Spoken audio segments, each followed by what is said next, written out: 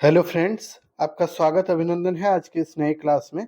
आज का वीडियो उन बच्चों के लिए बहुत इंपॉर्टेंट होगा जो बीए सेकेंड सेमेस्टर में पढ़ रहे होंगे और फिलॉसफी पेपर को आपने किसी भी रूप में लिया होगा, चाहे मेजर हो, माइनर हो या एमडीसी, किसी भी रूप में आपने लिया होगा। तो फिलॉसफी पेपर का हम लोग सिलेबस के अकॉर्डिंग जो चीज़ों को हम लोग डिस्कस कर रहे थे, जैसे कि इससे पहले एक वीडियो दिए थे उसमें वैज्ञानिक तर्क के बारे में आपको सीधा सीधा सारा चीज बताए हुए थे। ठीक है, आज के वीडियो में हम लोग जो बातचीत करेंगे वो तर्क के ही बारे में होगा, लॉजिक के ही बारे में होगा, क्योंकि आपके सिलेबस में लॉजिक ही है। ठीक है, तो इसमें हम लोग जो बात करेंगे उसमें होगा कि लॉजिक के कितने प्रकार होते हैं उसको देखेंगे, और फिर जो आपके सिलेबस के अकॉर्डिंग आगमनात्मक तर्क पढ़ना है आपको। ठीक है, आगमनात्मक तर्क क्या होता है, नहीं होता, उनके बारे में हम लोग डिस्कस करेंगे। ठीक, अगर नए हैं तो चैनल को सब्सक्राइब कीजिएगा, लाइक कीजिएगा, वीडियो को शेयर कीजिएगा अपने दोस्त यार मित्र जो भी है उनके बीच में। ठीक है, ताकि उनको भी इसका बेनिफिट मिले। और एक बात और, बहुत से बच्चों का ये कमेंट होता है कि सर पीडीएफ नोट्स कहाँ मिलेगा, तो पीडीएफ नोट्स के लिए आपको टेलीग्राम का जो है लिंक डिस्क्रिप्शन में लगा हुआ है, उसको ज्वाइन कर लीजिए। और अगर किसी भी तरह की बातचीत आपको करनी है या कोई दिक्कत हो तो इंस्टाग्राम पर आप हमको फॉलो कर सकते हैं और वहां पे मैसेज कर सकते हैं। ठीक है, अब चलिए चीजों को शुरू करते हैं। तो देखिए, तर्क दो तरह का होता है, एक होता है आगमनात्मक तर्क, एक होता है निगमनात्मक तर्क। देखिए, दोनों तर्क को अलग अलग समझना पड़ेगा। पहले आगमनात्मक तर्क का मतलब ये होता है बच्चों, इसमें उदाहरण के द्वारा एक निर्णय लिया जाता है, एक निष्कर्ष निकाला जाता है। और वही निगमनात्मक तर्क में क्या होता है, इसमें एक नियम खुद ब खुद दिया रहता है, उसके बाद आपको उदाहरण निकालना होता है। ठीक है, अब बोलिएगा गुरुजी हमको नहीं समझ में आया, तो समझा देते हैं, तुरंत समझ जाइएगा अभी तुरंत। देखिए, जैसे ही इसका थ्योरी बताएंगे।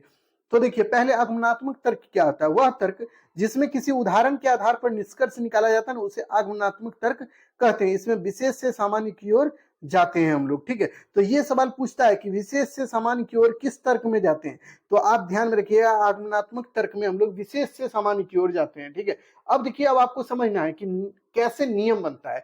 जैसे मान लीजिए आपने कभी ना कभी सुना होगा कि एक आपको टोकरी दे देते हैं, मान लीजिए ये एक टोकरी है, इसमें 10 20 50 आम रखा हुआ है। ठीक है, और आपको हम बोले कि इस टोकरी से एक आम को निकालिए और बताइए, या नहीं तो हम आपको बोले कि टोकरी में जितना आम है क्या वो पका हुआ है या मीठा है, तो आप बोलिएगा गुरुजी इसको चेक करना होगा, तब तो हम बता पाएंगे कि इस टोकरी में जितना आम है, मान लीजिए 50 आम है, तो 50 मीठा है या नहीं।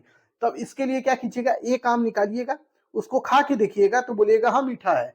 फिर हम बोलेंगे अच्छा सब मीठा है सब आम, तो बोलिएगा नहीं, एक आम खा के देखिए वो मीठा लगा, दूसरा आम भी खा के देखिएगा वो भी मीठा लगेगा अगर हो सकता है, तीसरा आम खाइए तब भी वो मीठा लगे।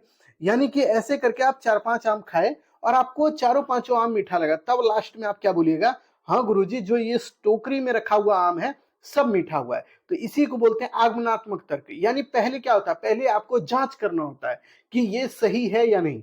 जब आपको पता चल जाता है हाँ ये सही है, तो फिर आप पूरे समूह का जांच करते हैं और जांच करने के बाद बताते हैं कि हाँ इससे ये निष्कर्ष निकला। अब देखिए, निगमन में क्या होता है, निगमनात्मक तर्क में क्या होता है, अगर हम बोले ए प्लस बी का होल स्क्वायर क्या होता है, आपको एक नियम बता दिया गया कि ए प्लस बी का होल स्क्वायर आपको दे दिया गया, ए प्लस बी का होल स्क्वायर बराबर एक फॉर्मूला होता है A square plus 2ab plus B square, ये फॉर्मूला होता है, ये आप जानते हैं। ठीक है, यही है नियम। ठीक है, अब आपको मान लीजिए हम कह दें ए बराबर 1 है और बी बराबर 2 है, तो आप निकालिए ए प्लस बी का होल स्क्वायर निकालिए।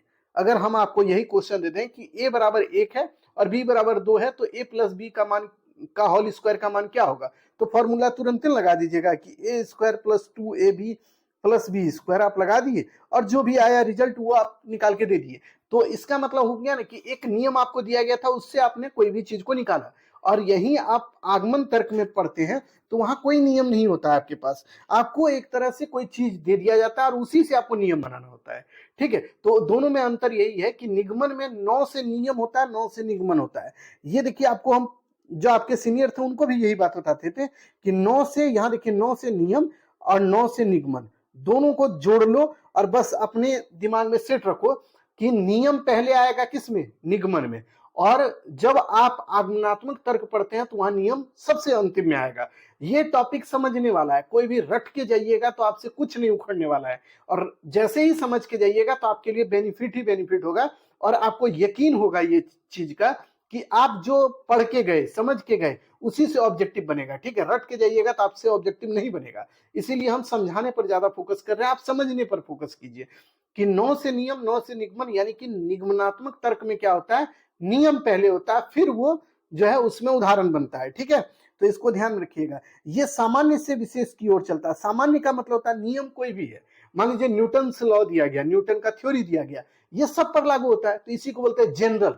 जनरल टू स्पेसिफिक ये चलता है, यानी कोई भी नियम है तो वो सब पे लागू होगा। ऐसा थोड़ी है ए प्लस बी का होल स्क्वायर का जो अभी फॉर्मूला बताया वो खाली बिहार में या भारत में चलता है, नहीं, ये पूरे वर्ल्ड में चलता है। ए प्लस बी का फॉर्मूला अगर बनेगा तो A square plus 2ab plus B square ही लोग लगाता है। ठीक है, अगर मान लीजिए कहीं पे भी एक दिन में 24 घंटा होता है, एक दिन और रात मिलाकर 24 घंटा का होता है दिन रात, तो हर जगह यही होगा बाबू, इससे कम तो कहीं नहीं होगा।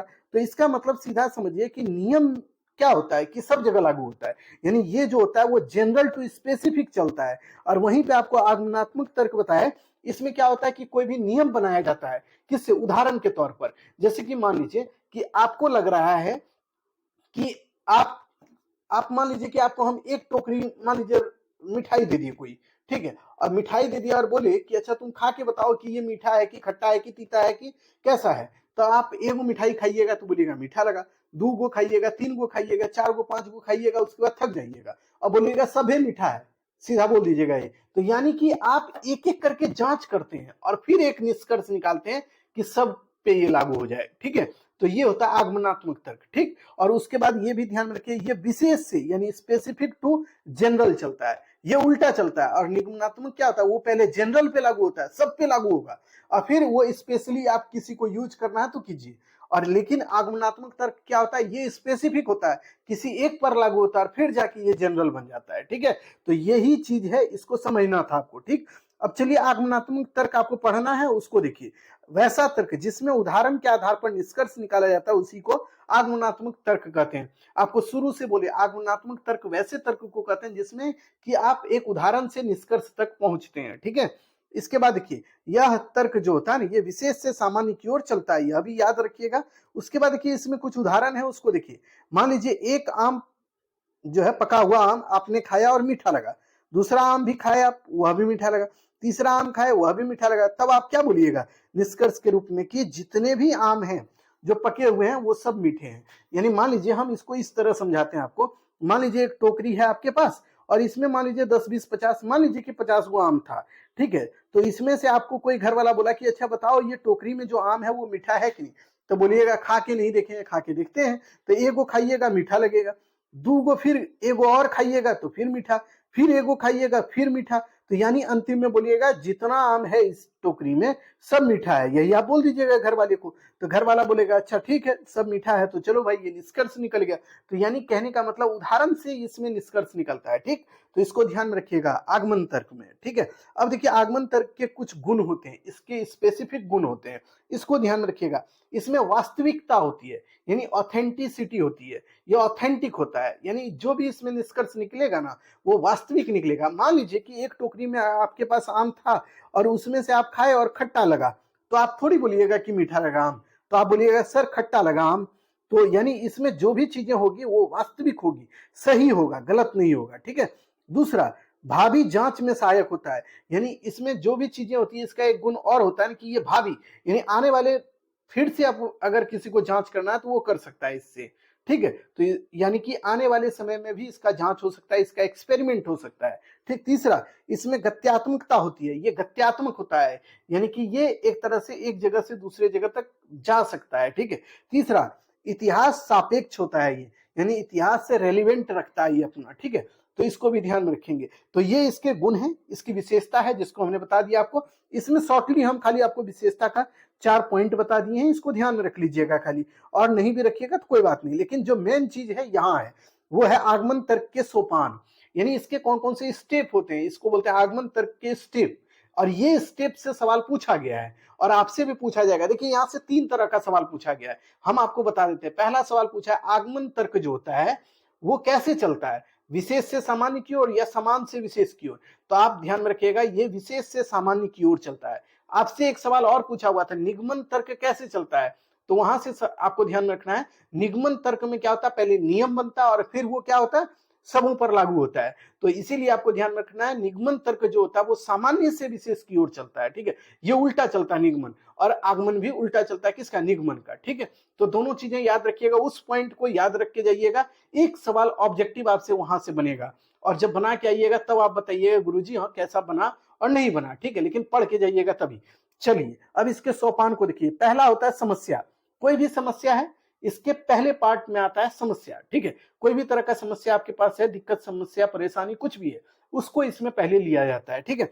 आगमन विधि में सबसे पहले किसी समस्या का चुनाव होता है, यानी कोई भी प्रॉब्लम है उसको चुनिए पहले, ठीक। उसके बाद उसके बारे में आंकड़ा को इकट्ठा कीजिए। यानी मान लीजिए, अब इसको ऐसे समझिए, मान लीजिए आपके घर के सामने कहीं एक्सीडेंट होता है, तो एक्सीडेंट होने का कोई ना कोई कारण होगा ना, तो पहले वही कारण को आप चुनिए कि आखिर एक्सीडेंट क्यों हुआ, ये कारण हुआ, तो इसको आप चुनिएगा। अब कारण क्या क्या होता है एक्सीडेंट होने का, उसको आप इकट्ठा कीजिए। पहला, तेज गाड़ी चलाने की वजह से एक्सीडेंट होता है, दारू पी के कोई गाड़ी चलाएगा तब एक्सीडेंट होता है, रोड खराब है तब एक्सीडेंट होगा, या फिर कोई सामने वाला व्यक्ति आके किसी गाड़ी में टक्कर मार दे तब एक्सीडेंट होता है। ये चार आपका कारण है, तो इसी को बोलते हैं आंकड़ा, डाटा इसको बोलते हैं, ठीक है। तो यानी आगमन तर्क में पहले कोई एक जो है समस्या, उसको चुना जाता है, उससे रिलेटेड जो डाटा होता है फिर उसको चुना जाता है। यानी कि आगमन विधि में प्रथम सोपान में किसी समस्या का चयन होता है, उसके बाद उससे संबंधित आंकड़े को इकट्ठा किया जाता है। तीसरा होता है निरीक्षण। कोई भी चीज, आंकड़ा जो है वो सही है या गलत है, इसका जांच होता है उसके बाद, ठीक है। तो यानी निरीक्षण में क्या होता है ना कि इसमें इकट्ठा किए गए आंकड़ों का जांच होता है कि आंकड़ा सही है या गलत है। यानी मान लीजिए कि आपको हम बता दें कि आपके घर के सामने कोई एक्सीडेंट हुआ और उसका कारण ये था कि वो व्यक्ति दारू पी के चला रहा था गाड़ी, इसीलिए उसका एक्सीडेंट हुआ। लेकिन आपको बाद में इसके बारे में जांच करना होगा कि सच में वो दारू पिया था या नहीं पिया था, या झूठ बोल रहे हैं सर, तो उसके बारे में आप जब जांच कीजिएगा तब आपको पता चलेगा कि नहीं, उसने दारू नहीं पिया था, बल्कि वो इसलिए एक्सीडेंट हुआ क्योंकि गाड़ी की स्पीड जो है वो तो ठीक थी लेकिन रोड ही खराब था, इस वजह से एक्सीडेंट हुआ। इसी को बोलते हैं निरीक्षण। यानी जो चीज आप सोच रहे हैं, आपके दिमाग में चल रहा है, उसको जांचिए कि वो सही है या गलत है, ठीक है। और इसका चौथा जो मेन टॉपिक होता है वो होता है सामान्यीकरण। यानी आगमन विधि का अंतिम चरण होता है सामान्यीकरण। आंकड़े का निरीक्षण कर लेने के बाद एक सामान्य निष्कर्ष निकाला जाता है जो सभी पर लागू हो जाता है। यानी देखिए, जब आप कोई भी आंकड़ा को लेते हैं, डाटा को लेते हैं, उसका निरीक्षण करते हैं, निरीक्षण करने के बाद आपको कुछ पता चल गया कि मान लीजिए एक्सीडेंट होने का वजह ये था, तो आप जब जान जाइएगा तो उसी को लागू कर दीजिएगा कि अगर कोई व्यक्ति गाड़ी को स्पीड चलाता है तब एक्सीडेंट होता है, ये नियम बन जाएगा। और ये सही भी है कि आज के समय में भी कोई व्यक्ति अगर गाड़ी तेज चलाता है तो वो एक्सीडेंट होता है कि नहीं, बहुत ज्यादा एक्सीडेंट क्यों होता है, गाड़ी तेज चलाने की वजह से। तो ये सब चीजों को ध्यान में रखना है आपको हर हमेशा कि आगमन तर्क के 4 सोपान होते हैं। पहला समस्या, दूसरा क्या होता है कि समस्या से रिलेटेड आपको चीजों को, आंकड़ों को इकट्ठा करना है, तीसरा निरीक्षण, और चौथा सामान्यीकरण। यानी कि निरीक्षण कोई भी चीज का कर लीजिएगा, जांच कर लीजिएगा, उसके बाद एक नियम बना दीजिए उसका, ठीक है। तो ये टॉपिक कंप्लीट हुआ, ठीक है। अब यहां से सवाल बनेगा आपके एग्जाम में, और देखिएगा आप जाइएगा एग्जाम देने, तब आपको समझ में आएगा कि क्वेश्चन कैसे कैसे बनते हैं इस टॉपिक से रिलेटेड, ठीक है। चलिए अब सब्जेक्टिव क्वेश्चन जो अभी तक बना हुआ इस टॉपिक से रिलेटेड, उस क्वेश्चन को ला दिए हैं, उसको देख लीजिए। आगमन विधि की अवधारणा को स्पष्ट करें, इस तरह सवाल यहां से बना था, तो जितना अभी बताया उतना लिख देना होगा। आगमन विधि किसे कहते हैं, यह भी अगर सवाल बने तो जितना बताए हैं उतना ही लिखना है। दोनों क्वेश्चन एक ही है, बट खाली अंतर यही है, किसी में अवधारणा पूछ दिया और किसी में बोल दिया है कि आगमन विधि है क्या, ये बताइए। तो दोनों तरह के सवाल आपसे बने हुए हैं, इसीलिए इसको देख के जाइए और समझ के जाइएगा और बना के आइएगा, ठीक है। बाकी चीजें अगले क्लास में हम लोग जो है करेंगे, और अगर आपको पीडीएफ चाहिए तो टेलीग्राम को ज्वाइन कर लीजिए। बाकी चीज ये रही कि अब आप लोग जो भी चाहते हैं कि नई क्लास और इसमें जल्दी से मिले आपको फिलॉसफी में, तो कमेंट जरूर कीजिएगा। कमेंट कीजिएगा तो तुरंत आपको मतलब क्लास दे दिया जाएगा, ठीक है। जो भी सब्जेक्ट का कमेंट कीजिएगा उसमें दे देंगे, ठीक। तो आज के लिए इतना ही बच्चों, फिर मिलते हैं एक नई क्लास में, तब तक के लिए आभार और धन्यवाद।